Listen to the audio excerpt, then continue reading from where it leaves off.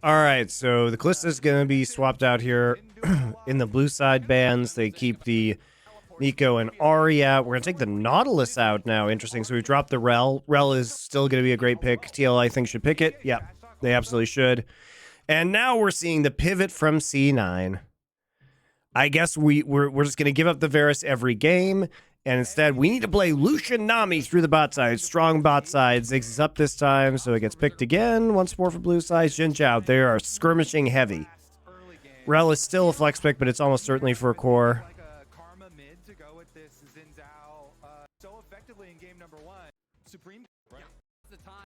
Yeah, Karma mid could be good here for sure. Okay, they're going to take Karma, try and push in the mid lane and empower the Xin Zhao and the Lucian.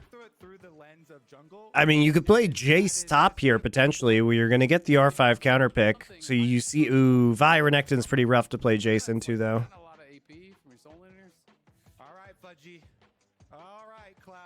Rumble? So hyped for this. It's going to be the pick that saves your season. Everything comes down to this. A super team. I think you should take Rumble here. I think you should take Rumble. I mean, the Olaf... Okay, let's explain this. I think the Olaf is a good pick. Again, we've seen the Olaf pick a lot. We saw it most recently that I remember last week when BDS picked it up. Right? But when you have the Karma and you're going against kind of lower mobility carries, especially because Ziggs relies on Satchel Charge to knock you away as well. You know, a ghosting ulting Olaf is, if Ziggs just satchels himself, is not going to be enough to keep the Olaf off of him. And we do see a lot, like when teams play Varus Ashe, there is a lot of, you know, you kind of give up these picks and then you R5 Olaf counter with Karma. So this is something that we've seen from a lot of teams all over the world. Seen it from, I don't know, D plus Kia, probably the best team to have used this, or like. Everyone's so hyped for this, and it is the Olaf. Honestly, that is that's a 1v9 potential type of champion. Yeah, I mean, it really does bust through onto the carries, which is very, very good. I mean, I like the Olaf pick here. But, you know, JoJo has been doing really well on more carries, and so putting him on Karma, I think, is a risk, because he's been one, even though his stat, he didn't even get a kill in their last series, he was actually probably Cloud9's best performing player. He was like winning the Yone matchup into Karma in mid lane. That's crazy. You go Sedge jungle instead of Jin, or Jin Zhao. I think this Jin Zhao is fine because you need damage and you need carry out of the jungle if you're going to play the Karma, I think. And it's just more backline threats onto low mobility carries. I don't have a problem with this Jin Zhao. I actually like this draft for Cloud9.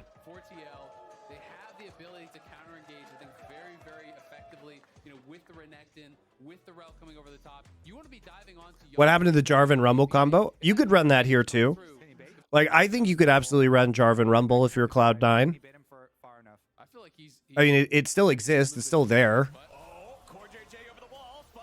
JK, Fudge is going to die at level 1. No. He has Ghost. Oh, whew, close. All right, well, they got Flash and Ignite out. Flash of Renekton, Ignite of Core JJ. That was very lucky he got out of that.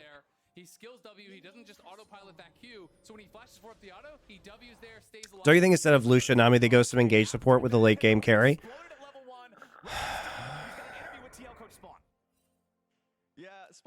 I mean, that's clearly not how they want to play the game, is all I can say. It's not bad for us, right? Because we know that they can invade our top side, so obviously, nice little trap there, but I think we... if we're going to use summoner spells, we should usually use one more summoner spell to guarantee the kill. Otherwise, don't use summoner spells and just take the chunk, but it's not bad. It's true by Spawn. First question I wanted to ask you, you guys are 2 up in the series. You guys have been playing extremely bloody throughout the playoffs. So like, is this a surprising like kind of series for you and how well you guys have been playing going into the playoffs? Just because I know you have been the harshest critic of like how slow you guys have been playing during regular season.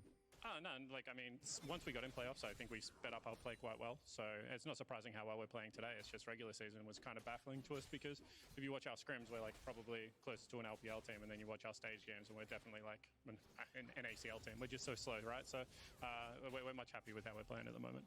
Sweet, thanks a lot. I appreciate it, and we're going to be sending this straight to the casters. No worries, thank you. And Spawn definitely a big critic, you know, of himself and of his team. He's always going to be looking for that extra bit of improvement. You know, one of the tweets. Spawn was a caster on LPL. Yeah, he was for a long time. Coach smile. Well, probably after they win the series. You know, He's a friend of mine. Good guy.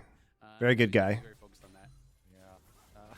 Spawn definitely very much entwined in this squad's success, and a lot of it has been off of bot side. So if we can get Vi coming down here again, they've got a nice Quinn for the one time. No, I mean, Quinn is good into Renekton, slowly stacking but only I don't think Quinn meshes with the composition very well, because you want to empower using the Karma in the mid and late game. You want to empower a team fight carry.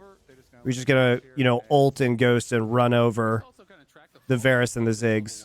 Because Impact started E, but Fudge started W, and Fudge, because he didn't have his Q level 1, he basically lost full prio in that lane, so the wave got stacked, got pushed in. Impact gets a freebie on the recall, just gets to walk back to lane here, and he's going to have that additional Ruby Crystal and refill his health. crash here and see if they can get some poke down. We have to also kind of track the fallout of this level 1, because Impact started E, but Fudge started W, and Fudge, because he didn't have his Q level 1, he basically lost full prio in that lane. Fudge started W? We can get Oh, no, like, I mean, once we got in playoffs, I think Sorry, I was watching Spawn. I wasn't watching this. It's not surprising how well we're playing today. It's just regular season was kind of baffling to us because if you watch our scrims, we're like probably Interesting. close to an LPL team, and then you watch our stage games, and we're definitely like an ACL team. Yeah, that's So slow, interesting. right? So, Interesting point. Good point by Azale. We're playing at the moment. Sweet, thanks a lot. I appreciate it, and we're going to be sending this straight to the casters. No worries, thank you. And Spawn definitely a big critic, you know, of himself and of his team. He's always going to be looking for that extra bit of improvement. You know, one of the tweets that was up on the screen was, you know, when are we going to see the TL coach smile? Well, probably after they win the series. You know, the job's not done yet, and I know he's definitely very focused on that. Yeah. Spawn definitely very much I went to sleep after game 2, excited for the reverse sweep. Oh, yeah. We're so psyched for the reverse sweep. So if we can get Vi coming down here again, they've got a nice wave building. You can see they're slowly stacking it, only last hitting right now.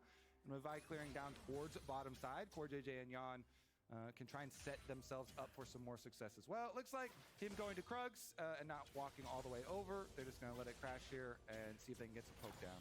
We have to also kind of track the fallout of this level 1, because Impact started E, but Fudge started W, and Fudge... Yeah, he does get a cheater recall here. That's pretty powerful for Impacts in the top side. Got pushed in. Impact gets a freebie on the recall, just gets to walk back to lane here, and he's going to have that additional Ruby Crystal and refill his health. And both top laners spending their mobility, summoners, but also Core JJ committed the Ignite. That's not going to have any meaningful consequences because it has just now come back off of cooldown there in the bottom lane. It meant less kill pressure for the level 1, level 2, but everything's pretty much back to stock standard now as Blabber waiting for the opportunity to maybe make a gank up here. Yeah, it's all about the slice. If Impact tries to slice, Blabber will show up, but he's spent a lot of time hanging out in this brush, and with the wave about to crash into the turret, it's just time to take the scuttle crab. That's just not one of those mistakes that Impact makes, right? The wave is pushing heavily towards him. It'd be a dangerous trade anyway, so he's just going to let it crash. And even though it looks like there's non-action on the bottom side of the map, because they know that Umpty is bottom side here for Cloud9, Berserker goes for the recall there, even though it's not a cannon wave. And so the Lucian does miss out on that extra wave that got pushed into the tower. And so merely by having junglers on opposite sides there, they still get that kind of presence and that kind of little advantage there. This now is going to be a better recall for Yon. He goes back, he gets his boots plus an extra cloth armor here. And Jojo might get stopped. Just gets juggled around a little bit by those satchels. But that's actually pretty awkward because Core's here now, and Core has Flash and Ignite back, and Jojo's low. And Jojo has to push out this wave because he hasn't actually been able to TP back. So if Jojo... They need E on Ziggs. This could be him dying. Core JJ should look for the crash down here. Oh, he tries to find the flash shattering strike, but Jojo's fast enough for the response. Flash for flash, support versus mid. yeah, you can always see those plays coming because as soon as you start your Q animation on a rel, Jojo's like, well, I'm definitely flashing because there's no way he's queuing the middle of lane for no reason. Sometimes you can do the mind games though, and Walk up and queue. you can just walk up and queue the middle of lane, and then some air. yeah, you'll look. Imagine this really KT with silly MT, if dude. the enemy laner doesn't Ah, I'm so sad MT never got to a good LCK team. He's always been legitimately very good. mind games, and this one is the guaranteed trade, and you're still happy with a flash for flash trade as for JJ because guess what? You have Hex Flash, and in the bottom lane where you get to push up on Lucianami like this. The thing is, if you take Lucianami, you're playing Lucianami properly, you actually do have to step forward with the Lucian, right, to create pressure, to get cullings off, to get, poke damage off, and that's where you get very vulnerable to Vi ults that can be followed up on by, Rel engage.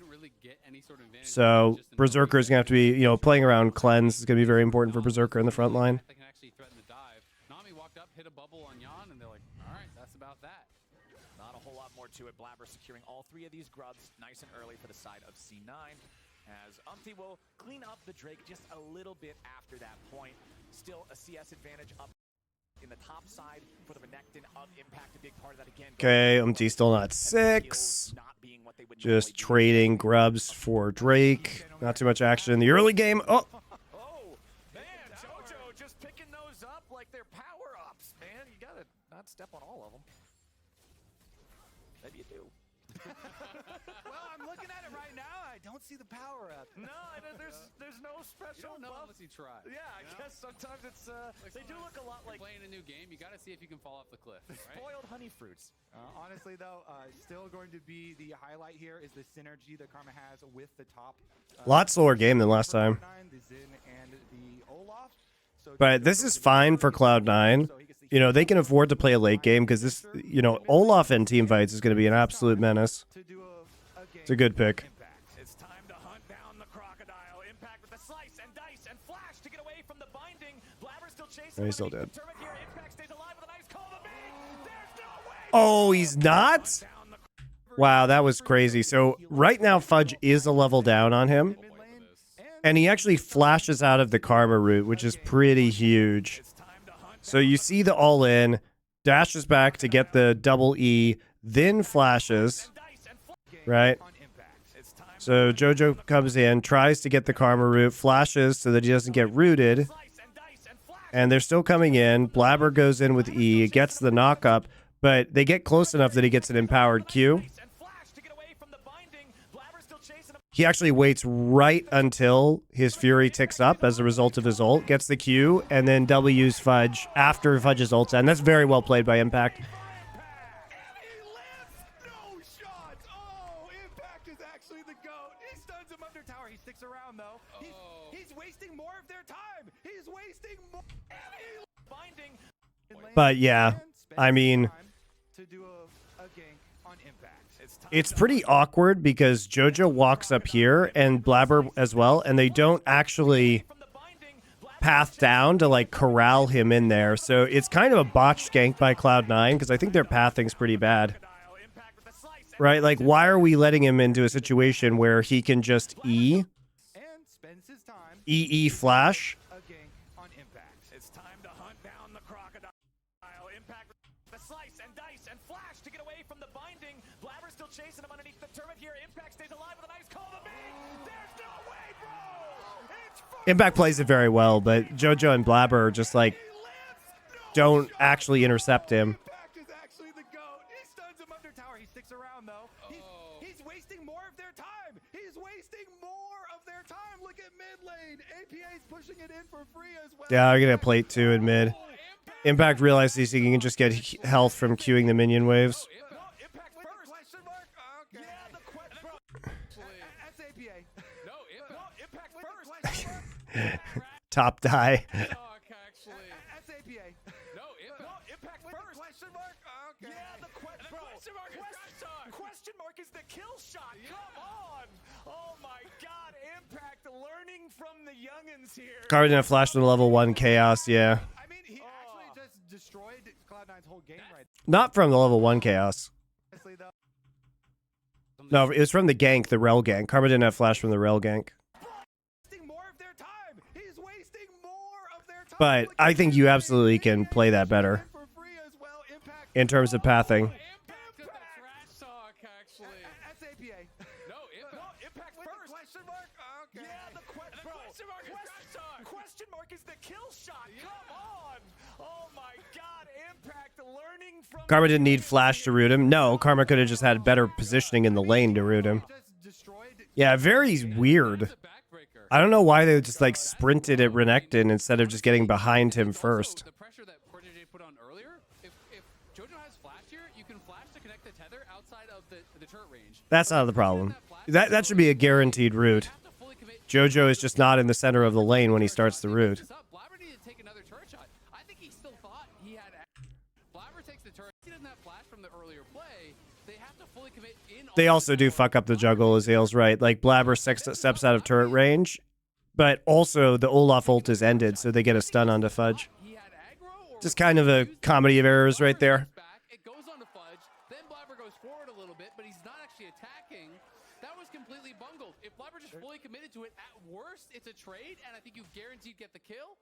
But Cloud9 really messed that up. I mean, if we go over that replay again, we can just absolutely rip it to shreds from multiple angles. Jojo also could have taken the earlier inside route. You don't have to immediately tether as soon as you get into. Yeah, I agree. Kobe's got some good points here. Already, then you get to get between the tower and his escape route, and then he wouldn't have even had to have flash. And so, like, yeah, that play gets completely ripped to shreds. And on live, it got ripped. It was just a bad play, and it was a good play by Impact in order to survive. He had very good patience with his rage for his empowered Q under turret, and then he waited to W until the CC fell off. But yeah, basically there are multiple mistakes there. Even the tower juggling was bad. That's about it, man. He's got a dinner knife as well. I don't know if that's going to pierce the scales of the Omega Lizard here for Impact, as he is just completely unafraid of this guy. C9, they've got to make sure they're ready, man, but CoreJJ's already starting off the engage with the crash down into the Magnet Storm, but there's not a lot of mana left on Yawn.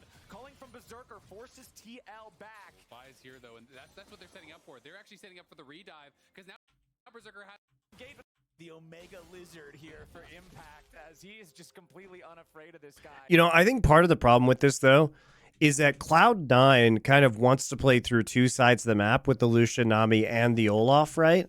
So it becomes awkward because you kind of want both of these things to get ahead.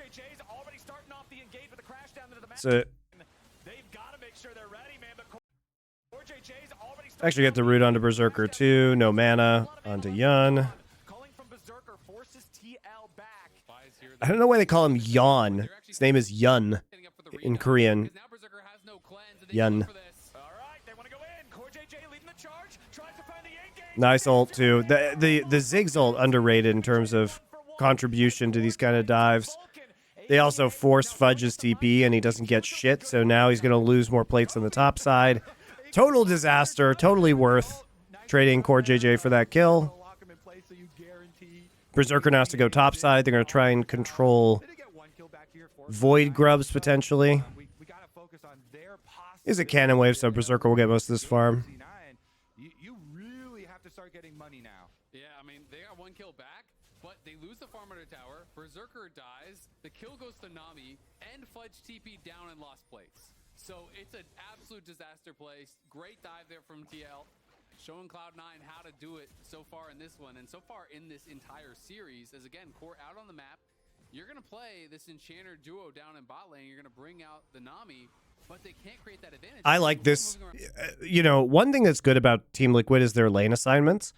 You know, they keep APA down here because Fudge is staying down, which means they're going to keep it pushed in, right? They immediately move Varus into the mid lane. Now Berserker has to take this, even though they lost a couple plates, then recall into the mid lane. It's just very awkward. Like, Team Liquid's really good at getting fast lane assignments that then, you know, get free plates or keep people on their toes and force them into a reactionary state, because now they get a plate in mid as well. So another big thing, never mind, we've got a duel. We've got a runaway. CoreJJ is just going to run away. All right, we agree to not. It was a duel.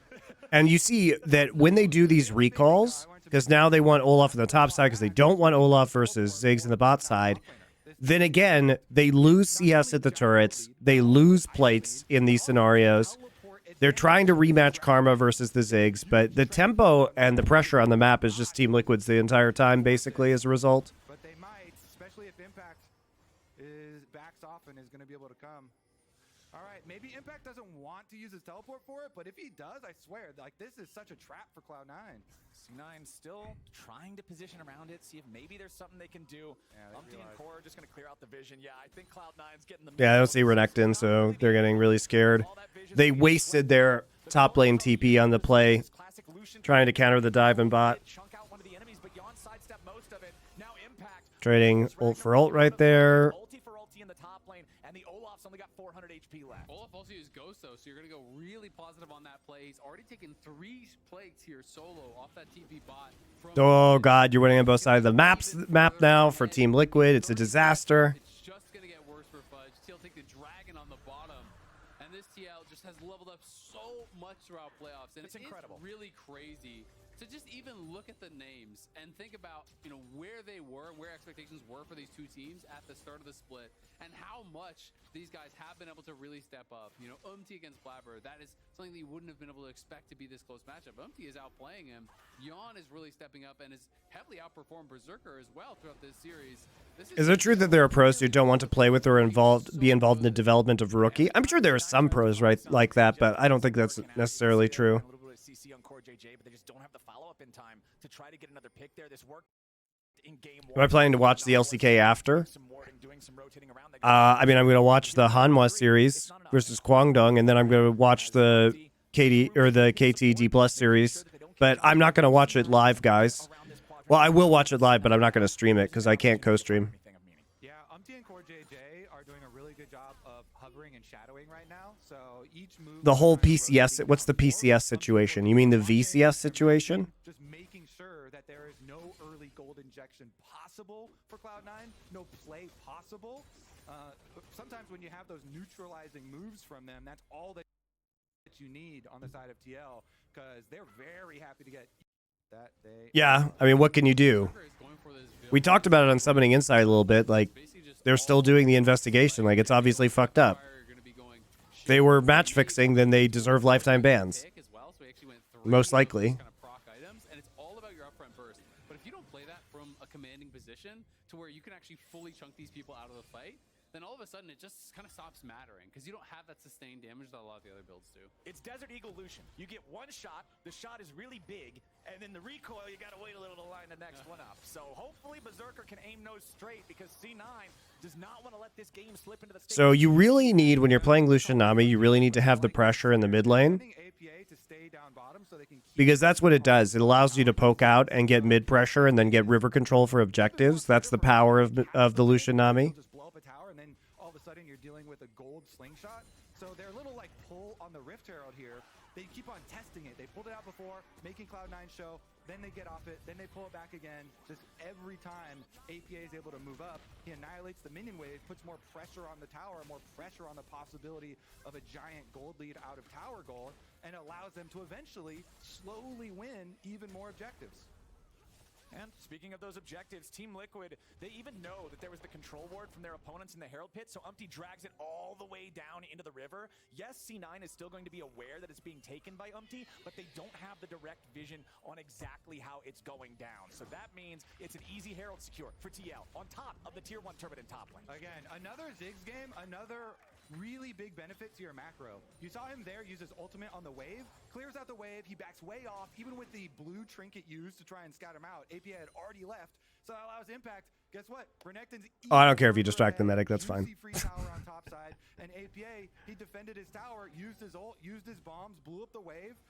Team Liquid are just going to continue to use the exact same methods here to get their mid-game lead. And with Umpty having the Herald, they already got first tower. They're likely to grab the second because you pair it up with Ziggs, you just walk down, you get that charge, you satchel it, it's basically just about dead.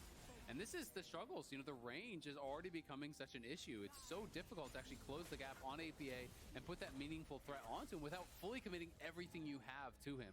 And if you do that, all of a sudden, the Renekton who's really strong, the Vi who's really strong, the Rel counter engage, all becomes very, very problematic. And the Seraphs is transformed, so the Ziggs has Flash, Satchel, and a possible shield popping up with his transformed Seraph. So even if he's full send in there, what's the over-under of people that Virtue Signal with past in the lull seed ending up casting or working for the Esports World Cup? Extremely high. Extremely high. Here in game It's going to be gross, guys. You know, all those people who insisted that they cared about, you know, social justice and all of these issues. Yeah, they'll all be casting at the Esports World Cup. Don't worry. If they cared about Neom, they'll be there.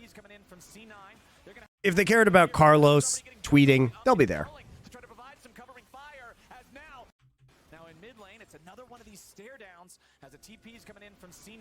They're going to have everybody here. Okay, Fudge TP's back in again. Blabber's already in this fight. His ult is now going to be down by the time that they can actually engage this.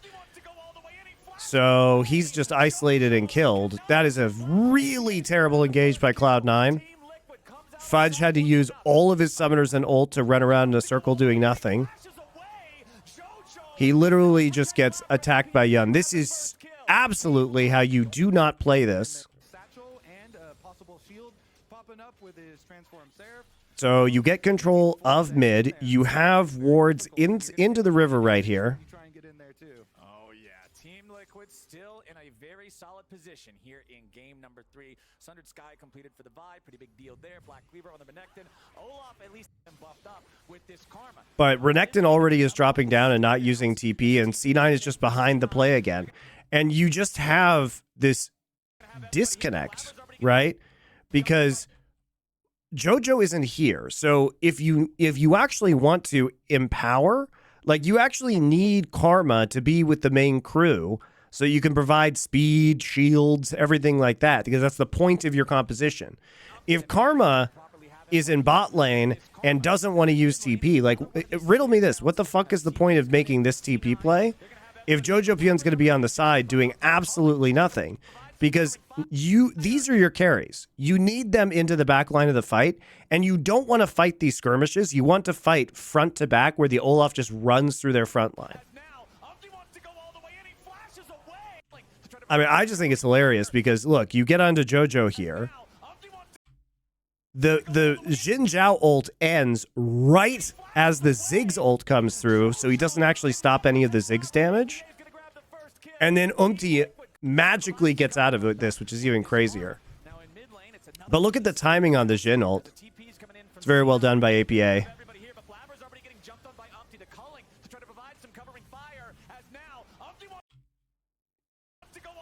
Right? He ults onto JoJo and then Qs back. He Qs back onto Blabber. So they used all of that time, all of those summoners, all of those ults to get absolutely nothing done. Cloud9 are going to be facing another Dragon Soul point. It's gone. I mean, the Dragon's just being taken by Umti. Fudge is walking back. He healed up a little bit, but I don't really think they have a real way in. They're desperate. They're desperate. They're trying to stop it. Yon's here on the front. Not a lot of mana left in the Varus. Keep that in mind. Big chunk onto Yon there from the inner flame. But Fudge is already dead. Olaf without a Ragnarok is just a big melee minion. And Team Liquid's coming to farm him. Yon with the flash. Yon still has flash, so he dodges the Q.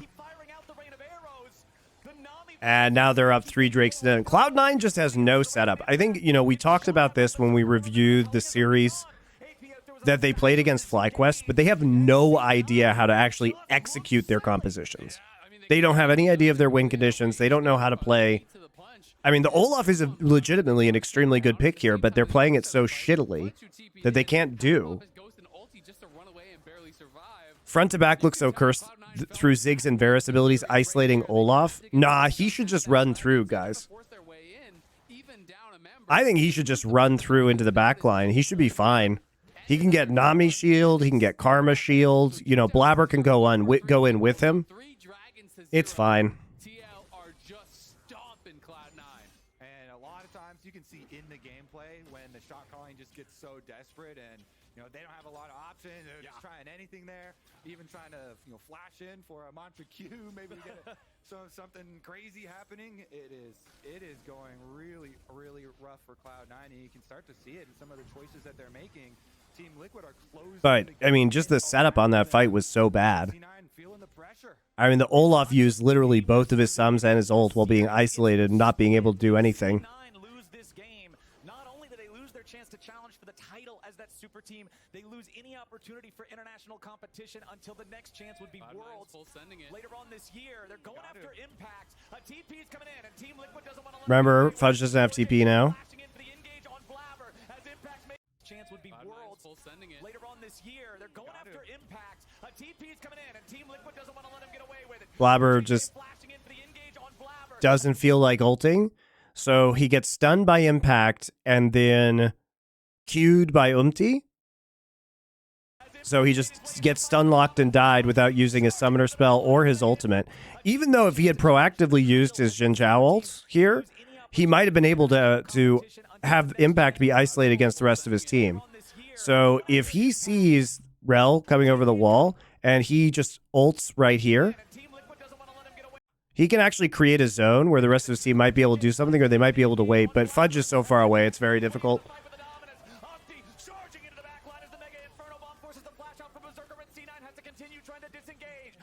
C9 just never actually gets a fight, like a front-to-back 5v5. I mean, it's good by TL. Like, they're not giving them the fights that they would normally flourish in, but pretty big yikes. Get one tower back for themselves. But as soon as they walked at Impact, he did not flinch. He walked into the alcove, and he's already telling his team, yo, turnaround play right now, immediately assassinate the Xin Zhao. And they jumped on him. Really nice kind of pincer move there. After he walked into the alcove, the rest of Team Liquid had his back. Easy collapse for them. They turn their sights onto Blabber, and they take him down. Impact has just been incredible through these last two games, man. The Rumble, and now this Renekton. It's feeling like one team has a coaching staff and one that doesn't. I mean, that's like actually literally true, though. Cloud9 ran out of money and don't have any coaches. That's a pretty crazy number, like 3 years ago. Oh, yeah, Impact Drift. Might not have the hands of the old man, but he does behind the steering wheel. He's still the GOAT, but we might have to check Impact's driver's license here, as we do have the tier 2 turret being dropped in the bottom lane. Umpty trying to get away, locked up. Oh, he's dead. First down, C9 finally finds a pick. Now Impact may be under pressure. That Ziggs ult does so much damage. Umpty trying to get away, locked up. First down, C9 finally finds a pick. Now Impact may be under pressure, but a beautiful mega inferno bomb coming in from APA to whittle down the health bars of C9. Blabber continues to charge, and Yon is under pressure. All right. See, Cloud9 finally gets the front to back. Okay, Fudge, Axe, miss. All right. Impact's going to die, though. Oh, no, he doesn't? Woo. All right. So this is what it looks like when Cloud9 actually gets the fight that they want, guys. His composition is not terrible. Now they are actually capable of getting together and running through the enemy team composition. Fudge is already ghosted. He and Blabber should be in the front line. Vulcan takes a bunch of damage, but you can see Olaf just heal tanking and also having a million shields. Then you can get Blabber back into the front line, or into the back line rather.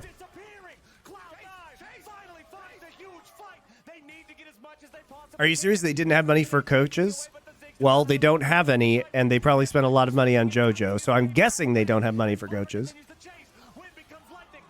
Why would they just have one on-site coach?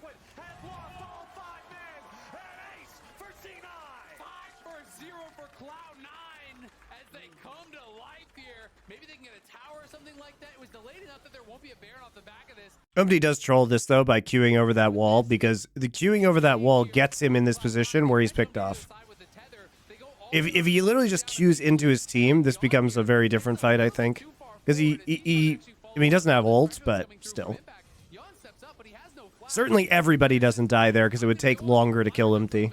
Yeah, nice defense there for Cloud9 on the turnaround. You thought maybe there was an opening for Predictions for today's LCK match: KT wins in a very sloppy, fucking horrible series. They know if you JoJo to get the tether, and they know they just have to wants to go yet again. Nami wave comes in over the top. A bubble connects onto 2.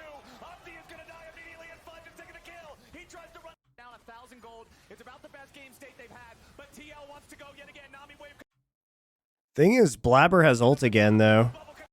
See? So they use so much on trying to kill Blabber that you can see Core just has to run out of this. as Fudge gets onto the back line again.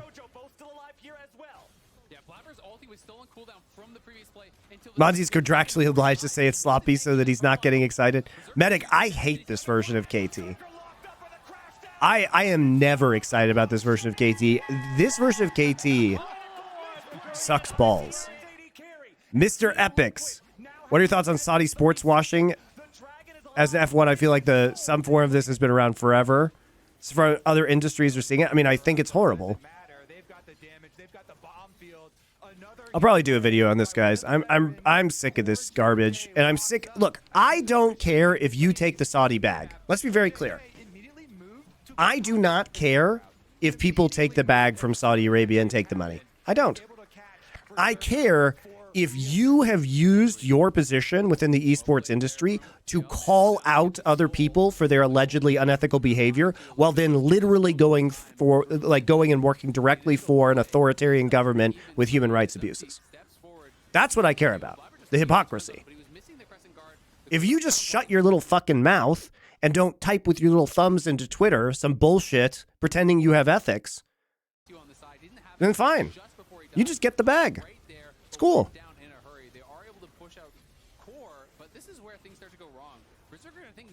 That's a choice you're making.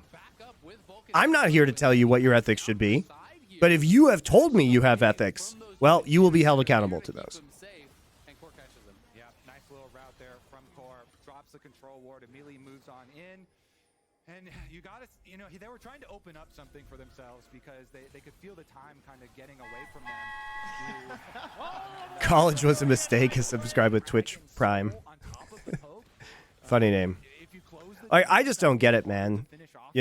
Nobody forced you to pretend that you have moral stances on social media.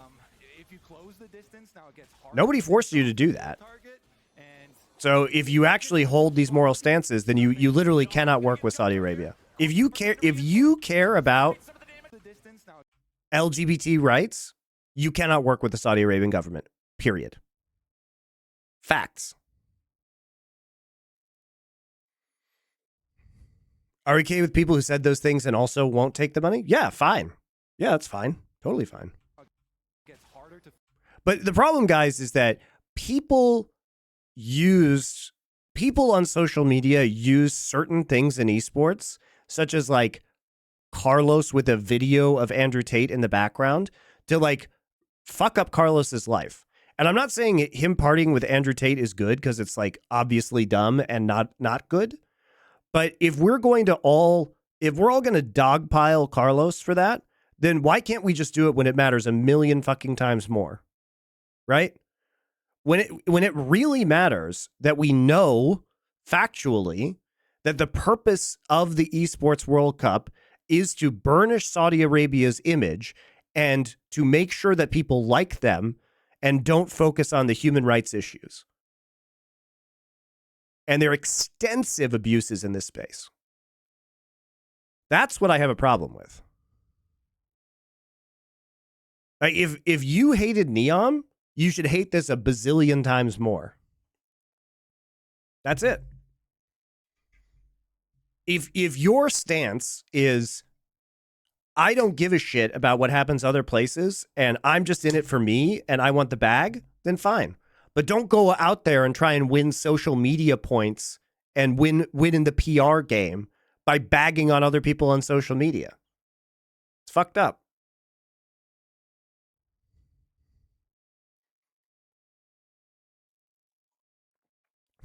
Yes, Formation. Carlos is a bad person for associating with one man who is horrible to a lot of women.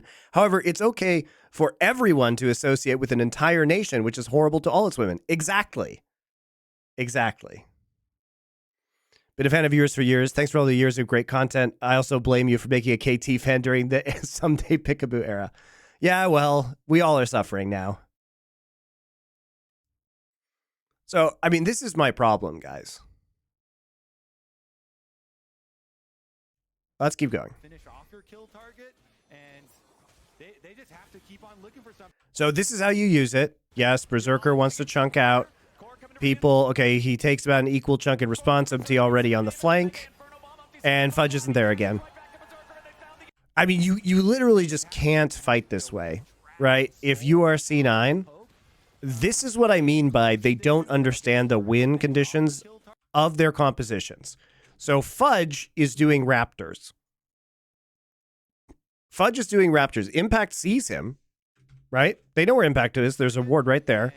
Impact sees him. He marks Fudge and is like, all right, Fudge, if you want to get to this fight, you're going to have to blow Ghost and ult well in advance of the fight to get through me.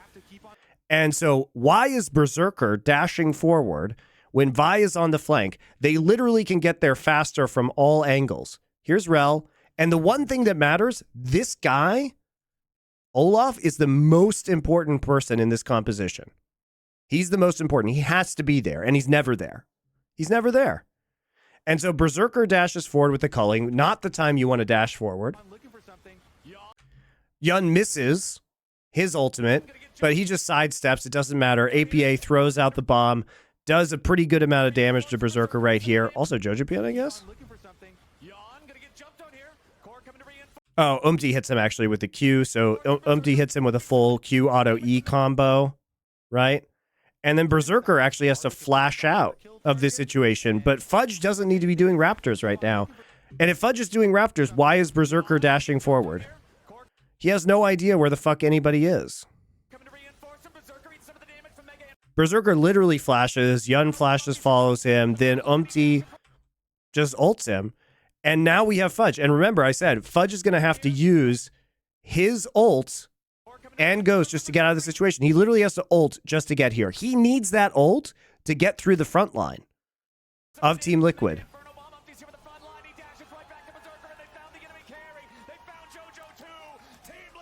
You literally picked the Olaf to combo with Karma to get into the back line to kill Ziggs and Varus. And Varus is flashing forward in these fights because Olaf is not there.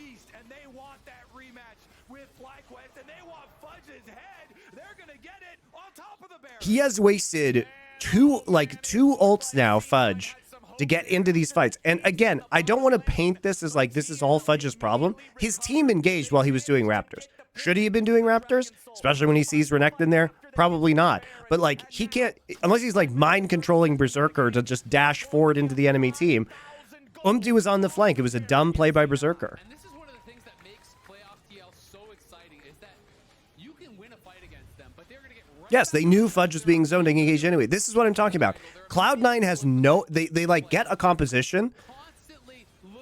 It's like they're a pilot that's been given a plane and then they just nose dive directly into the ground. They have no idea how to play out any composition. Really got going for Cloud9 whatsoever. And now you're seeing, now they know. That was a grin. I saw It's tragic. That's a smile. He's ready.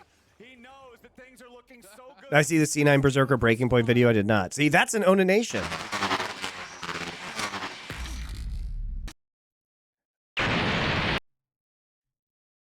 It's just pathetic. Like, it's a pathetic that this is a professional League of Legends team. Team Liquid is in a great spot, even if they don't push all the way to the Nexus with this Baron, which it can be hard to do at only 26 minutes in. You're going to set the Rift up beautifully to then transition into an Elder Dragon play.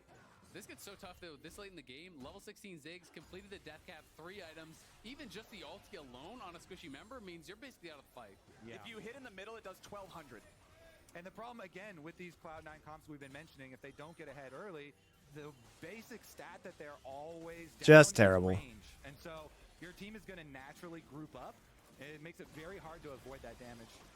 APA, What's going on with Thanatos? I don't know. From those enchanted inner flames, as Impact is going to be the one-man split push troop over here in mid, trying to provide. They don't understand any comp.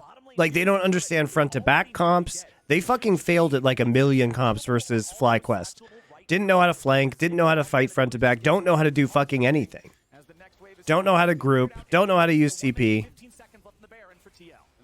It's absolute shit. This team is fucking shit. Okay, Blabber jumps in.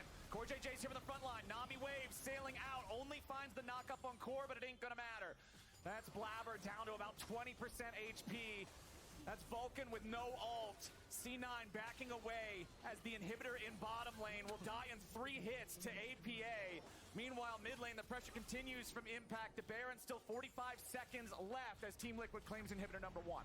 Ooh, these 545, now 640 AP Ziggs autos, demolishing objectives. Absolute insanity here. Team Liquid on the brink of a rematch with. What's more depressing, C9's player, the fact that they are top 3 in NA? I mean, 100 Thieves is also garbage. I mean, they're all garbage in different ways, but Team Liquid at least plays like a fucking team. And they know what they should be doing in a given situation. And they've had, like, very good macro plays. And, like, the Baron call last game was a great example. It's a really good Baron. Like, legit, this team has very good macro. Like, not even just in NA sense. Like, just generally good macro. Looking for their rematch. Were devastated in that game 5 loss and have been hungry to make their way back through the lower bracket to try to get a chance here for what would be their first title in a long time. TL have not won an LCS title since Doublelift left. And this new era of TL has been trying with so many different rosters to really make it happen. And I think we've talked a lot about how Yon has been performing so much in playoffs for TL. What a statement it would be for him, this young player coming up through the academy system, to be the one who can actually finally fill Doublelift's shoes. I mean, I don't think Licorice necessarily fixes this team. They have no shot calling. That's the problem. They don't have a brain. So unless Licorice is going to, like, fix all their shot calling issues, which would be unusual for a top laner. They don't have a lot of vision out on the map. They have these couple pink wards, a little bit defensively. They have to get out there and try to challenge for this Elder. If they could steal the Elder away, if they can get a fight off that, that's maybe one of the ways to kind of race this gold lead, make it not matter. But it's going to be so tough. And again, TL just play the map. They just attack Fudge. Fudge trying to go in after APA and Impact. He'll be kept alive by the Sterix Gauge. But now the rest of the fight. Vulcan Dude, they refuse to have one engagement. I mean, Fudge needs to be there, right? Fudge needs to be there. Otherwise, they have no threat. I mean, look how much damage this is doing to them. They literally just get CC'd into oblivion by Rel, Vi, and then the Chain of Corruption, the Verisult. Right? Remember, this is a 3 versus 4, effectively, because Berserker's ulting over the wall. And they get absolutely blasted by this Varus, who is just autoing for free. All over Blabber. Okay, Q. Oop. Yep.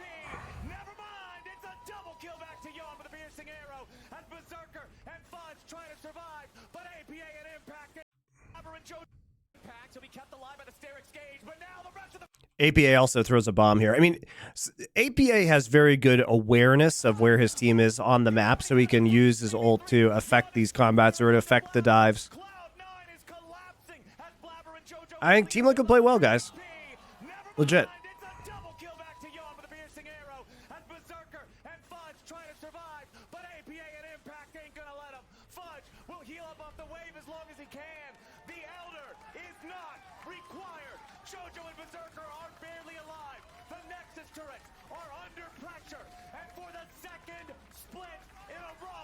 Team Liquid will deny Cloud9 their opportunity for international competition.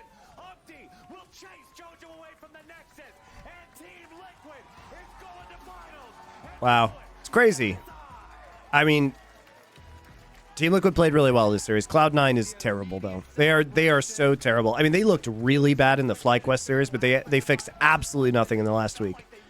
I just don't understand how you could have 5 veteran players who have no idea how to play out win conditions of team comps. Like, no idea. Not even close.